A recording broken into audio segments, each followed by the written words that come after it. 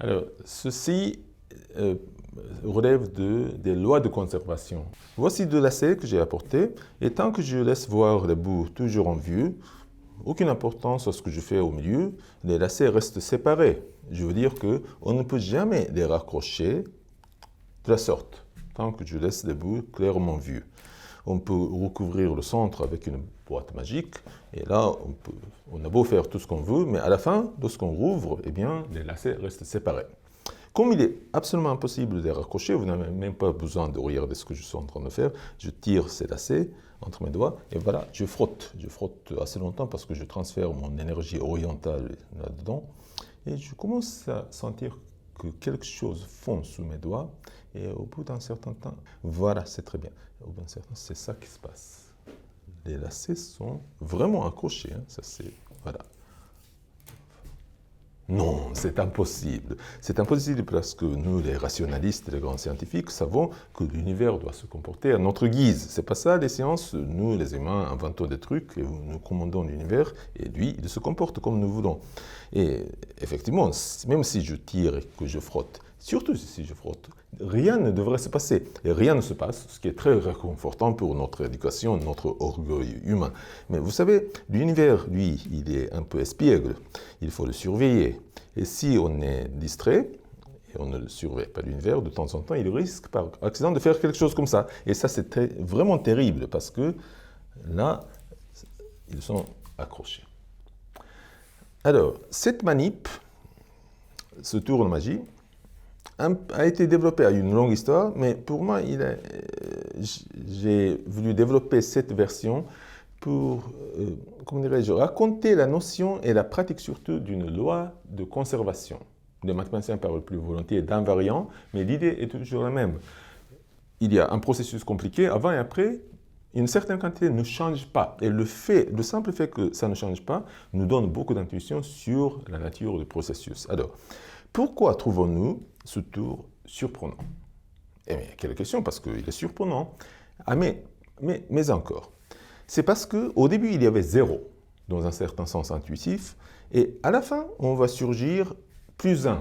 Et nous sentons intuitivement que plus 1 ne peut pas sortir de 0. Parce que ça violerait une certaine loi de conservation. Il y a une loi de conservation qui dit que le nombre doit toujours être le même. Et voilà, plus 1 ne peut pas sortir de 0. Ah, mais attendez, il y a une façon de créer plus 1 à partir de 0. Il suffit de créer à côté moins 1, c'est-à-dire que plus 1 et moins 1 sortent de 0. C'est comme une création en paire d'une particule et d'une antiparticule, ou dans le processus inverse, une particule et une antiparticule plus 1 moins 1 se cognent et pouf, disparaissent. Voilà. Le dessin critique que j'aimerais vous montrer, le voici. Si vous ne regardez que cette partie du dessin local, vous avez l'impression qu'il y a plus 1. Mais à côté, il y a moins 1, n'est-ce pas? Et c'est vraiment comme une collision d'une particule et une antiparticule. Ces deux, une particule et une antiparticule, se rapprochent de plus en plus, se rencontrent, se cognent et puf, disparaissent. D'accord? Donc, tout ce qu'il faut faire, en principe, c'est de créer ce dessin critique, clé, et de me débarrasser de cette intersection pour montrer au spectateur seulement cette intersection. Ça, c'est pas très intéressant. Donc, la chorégraphie concrète, c'est de mettre ces lacets dans ma main, un peu superposés de la sorte, et avec un mouvement rapide des doigts, je les retourne et voilà le dessin critique. Là, nous avons plus 1, mais à côté, moins 1. Maintenant, il s'agit de montrer seulement le plus 1 au spectateur, donc je les sors en dehors.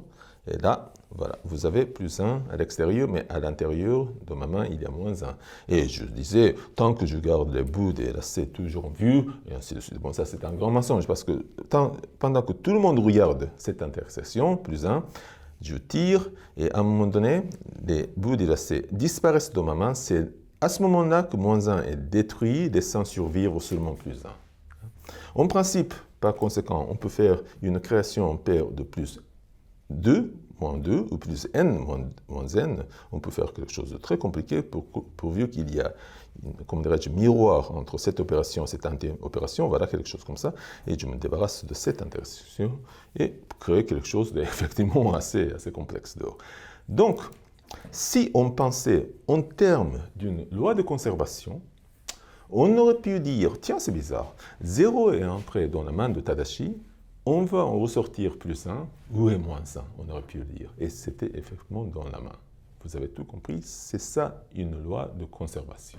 Dans n'importe quel processus physique, mathématique et ailleurs d'ailleurs dans notre vie, parfois il y a ce qu'on appelle une quantité conservée, un processus compliqué dont on ne connaît pas grand-chose, mais avant et après, il y a quelque chose qui ne change pas. Et ça, cette invariance nous en dit long sur ce processus.